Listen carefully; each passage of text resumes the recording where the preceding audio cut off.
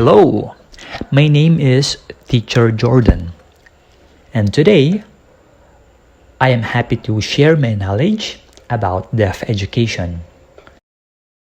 Before we proceed to the topic, parental engagement, how to encourage and strengthen parental engagement in the education of their deaf and hard of hearing children, let us first discuss the underlying principle between medical and socio-cultural perspectives of deafness.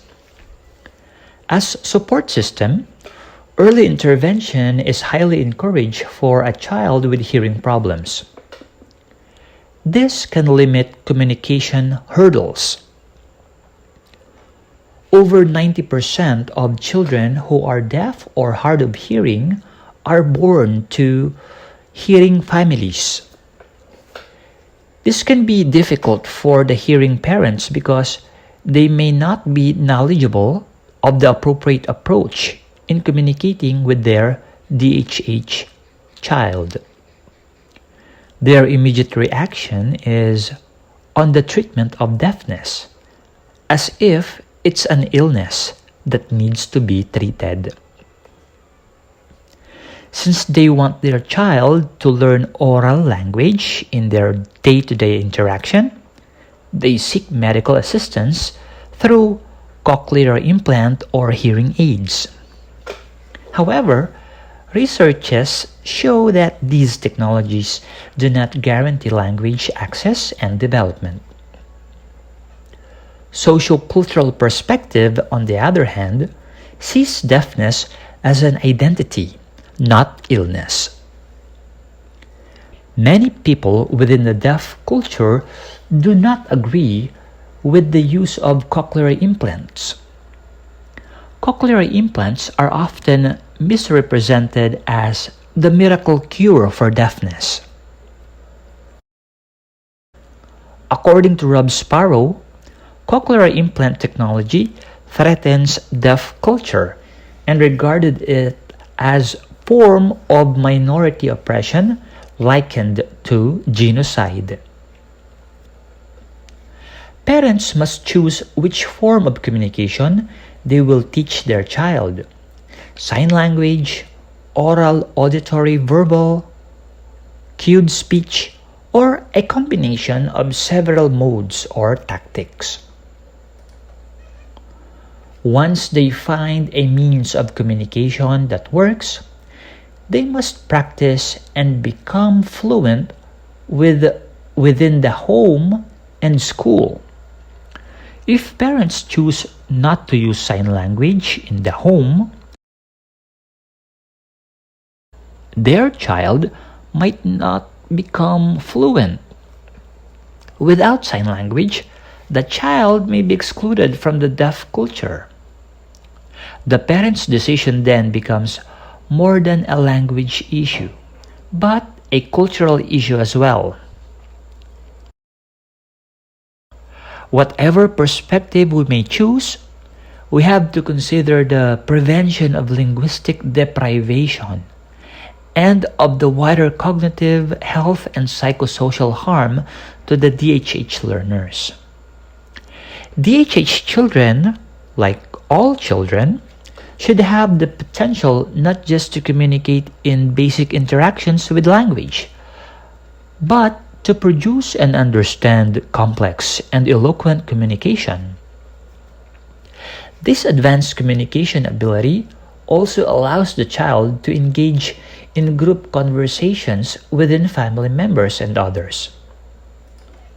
We should understand their culture. The members of the deaf community do not see their hearing loss as disability. They are proud to be deaf and feel that deafness is a vital part of their identity. Also, deaf with a lowercase d refers to persons who are hard of hearing and who often use speech and residual hearing to communicate instead of sign language.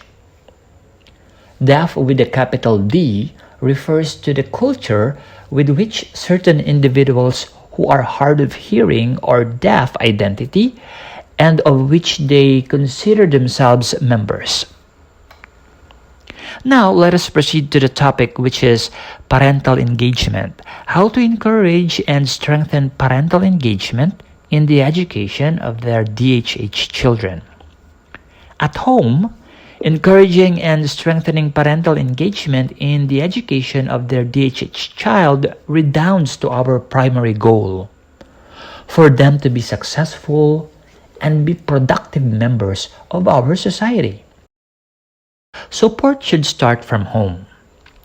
If we want to have stronger ties with them, parents, siblings, and other extended family members, including caregivers, need to understand what deaf culture is.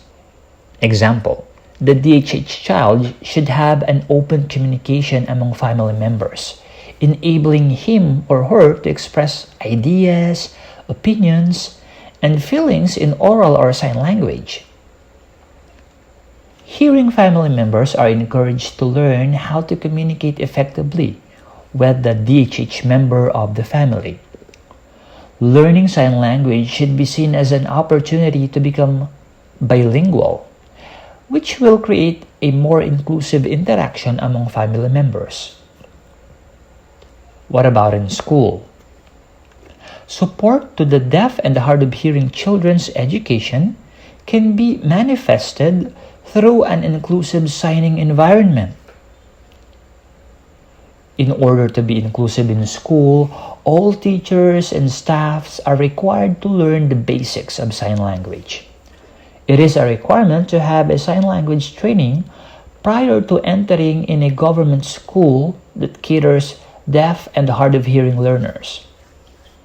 One key element in school-to-home communication is language awareness. Parental involvement in a child's education indicates the importance placed on learning and also provides a role model for the development of the learner's own attitude. Students become stronger and more active learners when their parents are involved in their learning in some way. Example, in school setting, Filipino deaf community advocates the inclusion of deaf teachers in educating the deaf and hard of hearing learners. This could help emphasize the importance of an adult deaf role model in school.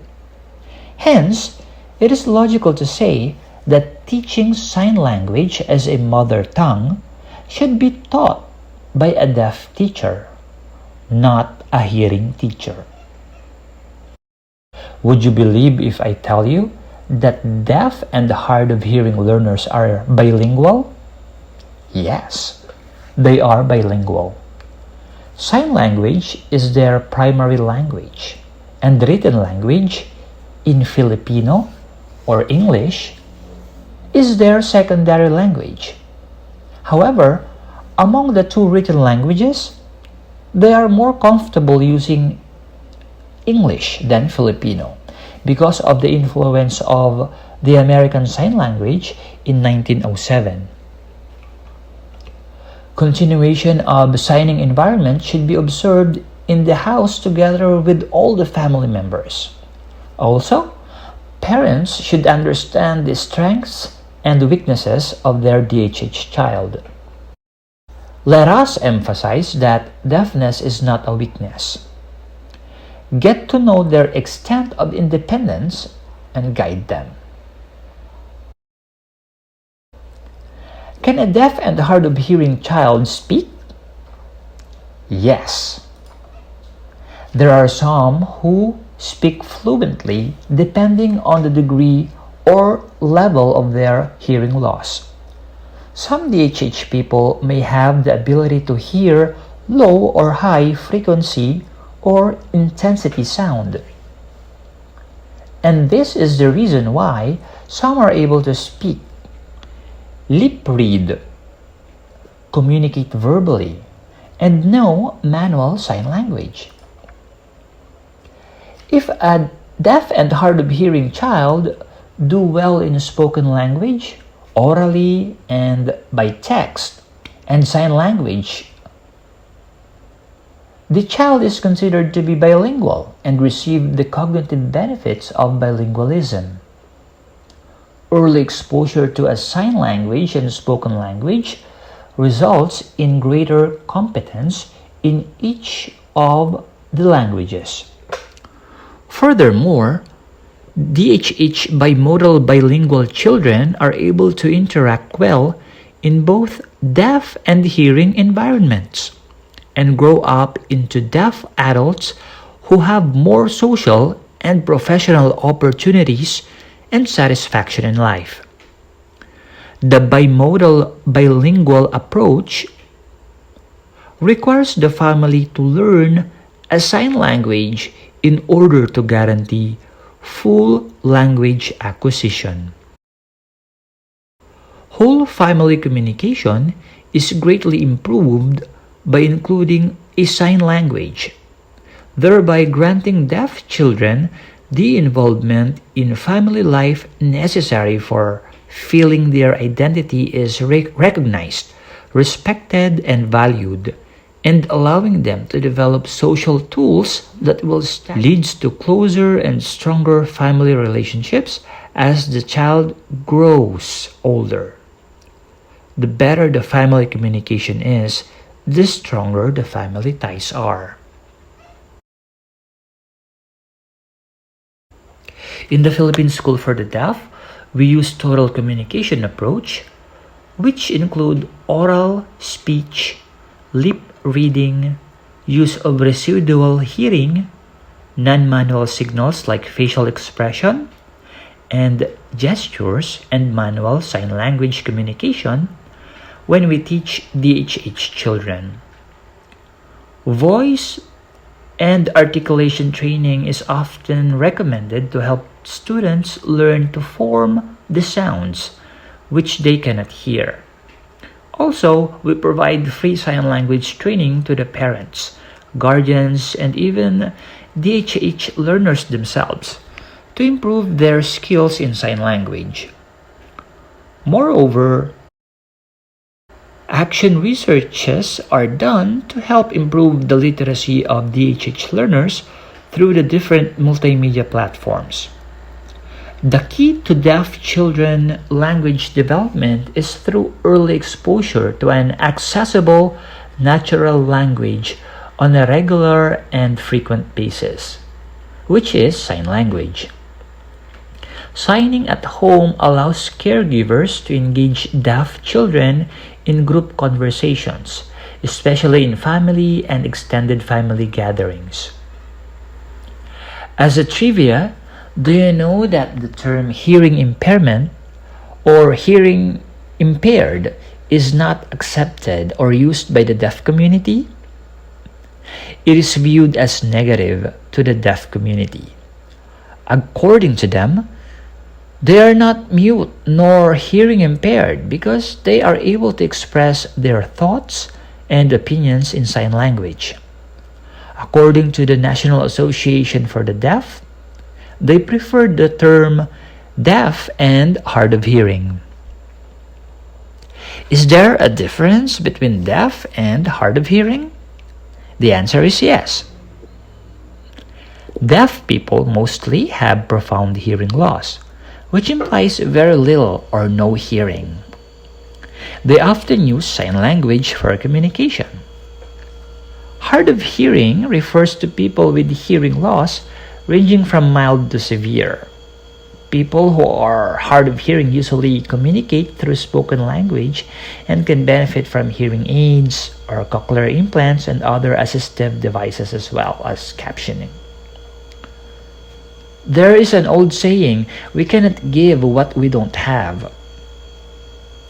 For us to be an effective supporter to our DHH child's education, we have to equip ourselves with the skills and knowledge in sign language.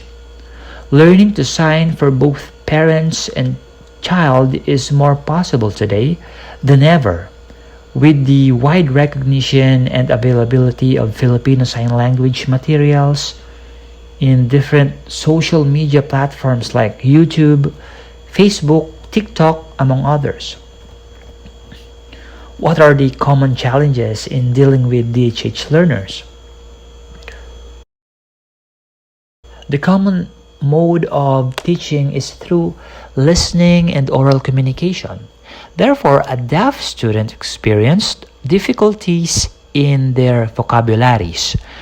A deaf student may experience difficulty in the subjects of grammar, spelling, and vocabulary. Taking notes while listening to lectures, participating in classroom discussions, watching educational videos, presenting oral reports. So they find it difficult for these to master.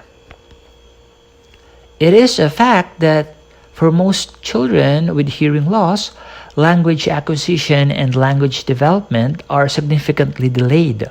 But can we conclude that the child's intelligence is low if they are deaf? The answer is no. You see, we should avoid this mistake because DHH people are very visual learners. Deafness is not implicated in delayed development. Rather, linguistic deprivation is the cause.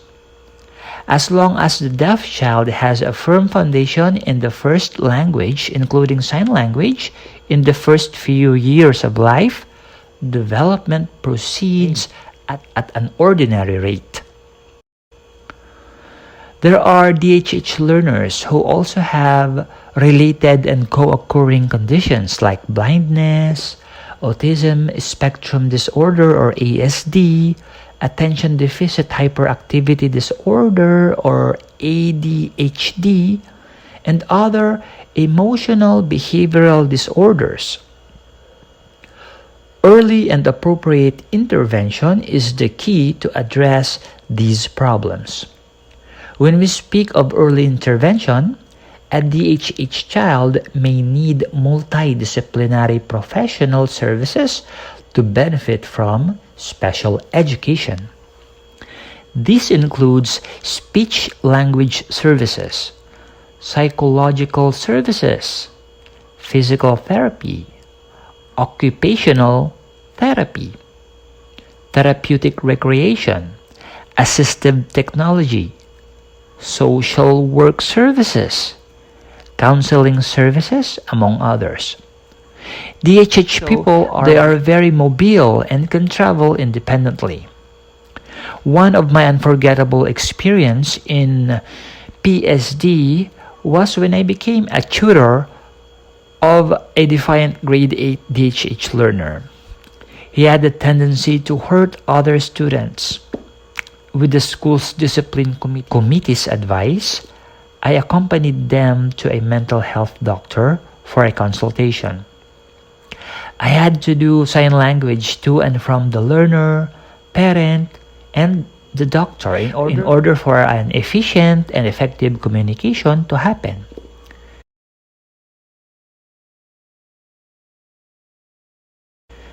This interaction was deemed necessary to resolve issues concerning the DHH child. You may be wondering how we teach DHH learners during COVID-19 pandemic. The key players in the DHH child's education during pandemic are the parents. They are the first ones to learn the technical know-how of online class. Hence, close coordination between the teachers and the parents is inevitable for the continuous education of the DHH learners during pandemic.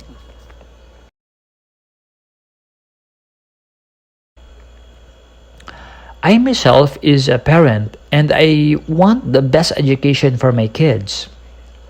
With the challenges we experienced during pandemic, we have to take advantage of the available technology for us to improve ourselves and to be of service and inspiration to others, particularly to our deaf learners. Every child has strengths. As a parent, it is important to focus on what our children can do, their abilities rather than their disability. Given the right intervention, quality education and proper trainings, the DHH learners can function well and be a productive citizen of this country. It's just as important to provide them with a loving environment. Before I end my pre-recorded presentation, I would like to share with you, for you to ponder, a quote from Stephen Hawking. However difficult life may seem, there's always something you can do and succeed at. It matters that you don't just give up. Thank you very much, and you have a good day.